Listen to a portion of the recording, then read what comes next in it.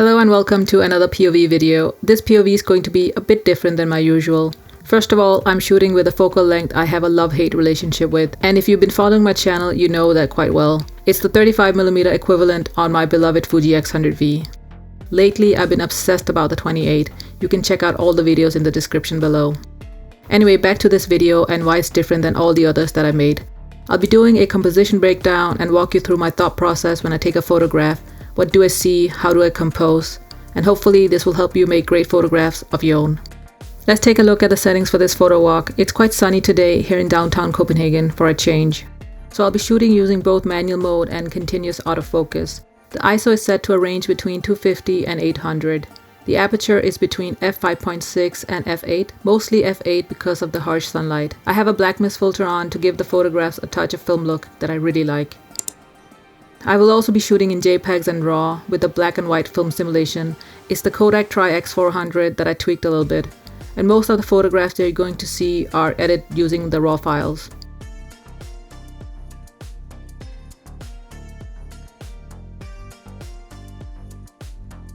The streets are quite empty of people. It's around 1 o'clock on a Wednesday, might be why. So I'm just walking down the first street I saw.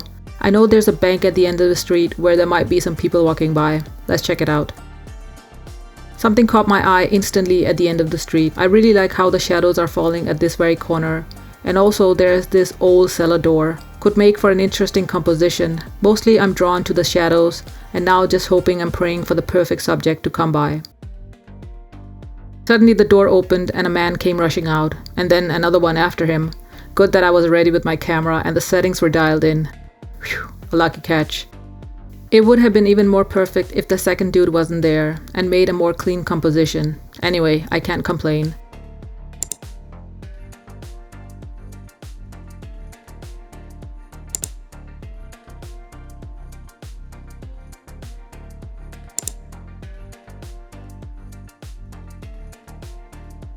After the first few photographs, I stood here for quite some time, hoping for more people to pass by, but no such luck, so I moved on.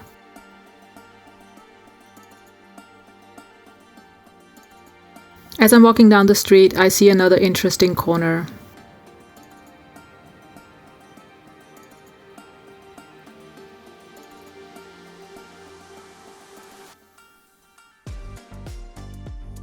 I really like the street sign. If you noticed, it's a bit crooked and it reads one direction in Danish. This could make a great photograph.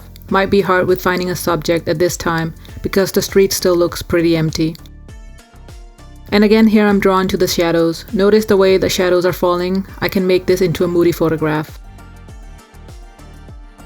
These streets are so classic downtown Copenhagen and I really like it.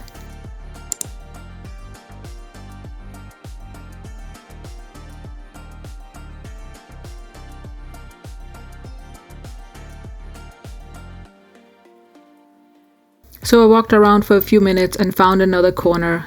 It looks identical to the other one with a crooked sign. The main difference is the street name, Asylgade, which roughly means sanctuary street. I really like that. So again, if a subject would come by, it would make the composition so interesting.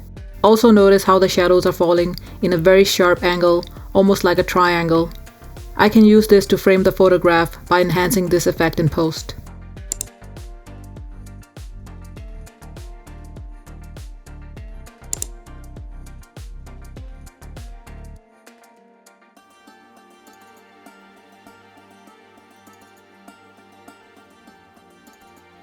Alright, at this point I'm feeling great and quickly move on, as the sunlight is good at this time and is supposed to be a bit more cloudy later in the afternoon. I see this offloading terminal and I instantly see a few compositions in my mind. Because my settings are dialed in, I quickly start to snap a few photographs of the worker who just came out of the shadows and became visible to me.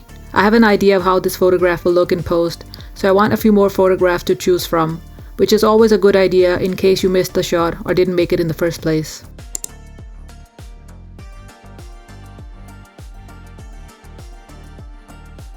On the left side of the frame, you can see a guy, I think he might be a waiter, coming out of the little green door. As he starts to head down the street, I start to take photographs of him continuously.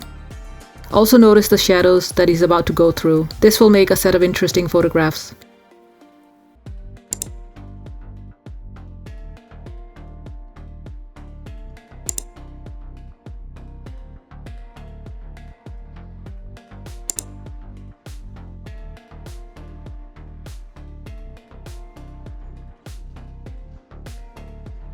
I wanted to have a few more photographs here, so I ended up standing here for 10-15 minutes.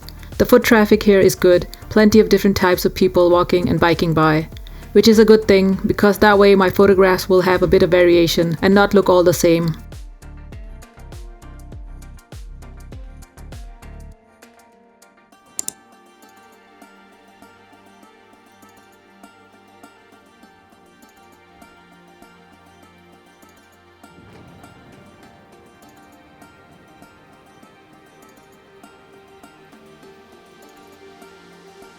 This last shot ended up being my favorite from this spot, and definitely worth the wait.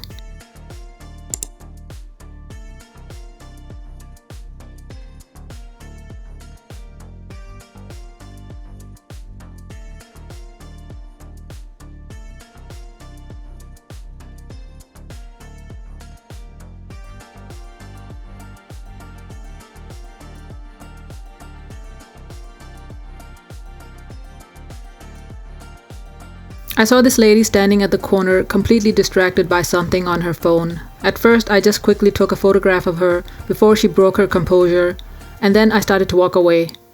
But then I noticed something. Can you guess what? I noticed the church in the background, and it gave me an idea of framing her with the church as the backdrop. To my luck, she was still standing there, almost frozen in time. Lucky me, I guess.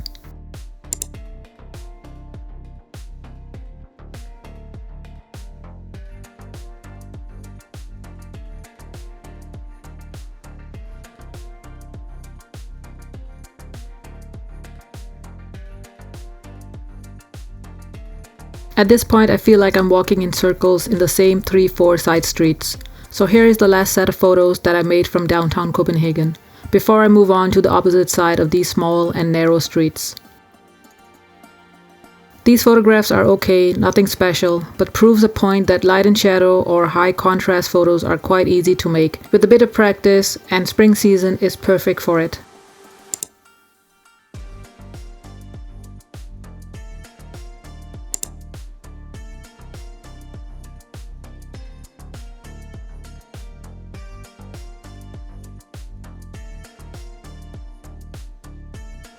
There's a technique that I really don't use as often as I should to spice up my photographs, and here I saw an opportunity to do just that.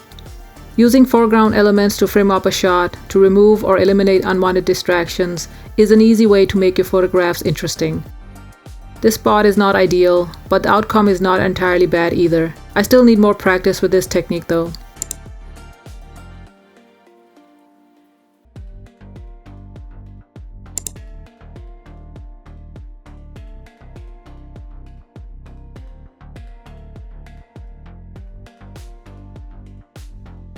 Alright, the last spot I found to be interesting. The traffic and foot traffic is quite heavy here, as this is more of a tourist area than the quieter streets I was photographing before. I had an idea of more light and shadow photographs. They never get boring. The opposite building is casting a shadow partly onto the restaurant that I'm looking at. Here I look to frame a shot with a subject in the scene, otherwise it will be just a bit plain and boring. The photographs came out okay. Sometimes an idea has to be tried out, and if it didn't produce good results, it's okay too. It's all about the learnings that count. So this rounds off this POV and the composition breakdown. I might have moved the needle of liking the 35mm focal length a bit more on this photo walk. Hope you enjoyed it and got something out of it for the next time you go out on the streets yourself. It's all about paying attention to the details and imagining how a photograph can come together. Alright, I'll see you in the next one.